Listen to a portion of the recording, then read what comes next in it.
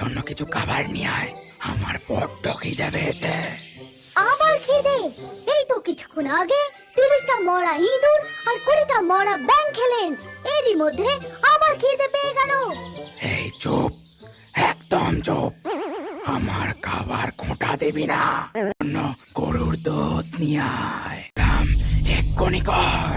বাইরের দিকে যায় দুধ। রাজের জন্য খাবার জোগাড় করতে করতে প্রাণ আমাদের অষ্টাগত, তবু এনার খিদে আর মেটে না। কিন্তু দুধ নিয়ে তো যেতেই হবে। ঢুকে পড়ে এবং কিছু দূর গিয়েই দেখতে পায় গোয়ালে একটা গরু বাঁধা। তারপর তারা দুজনে মিলে গোয়াল ঘরে ঢুকে যায় আর গোয়াল ঘরে ঢুকে মুখে করে গরুর দুধ টানতে থাকে। আর সেটা দেখে নীনাগাই খুব ভয় পেয়ে যায়। তারপর একটুও না নড়ে সে চুপচাপ দাঁড়িয়ে থাকে আর মনে মনে বলে, ওরে বাবা রে, এ যে সাপ! আমাদের কথা যদি তুই কাউকে বলিস তাহলে পরের দিন একশো বলে ছবি করে দেব, বুঝেছিস?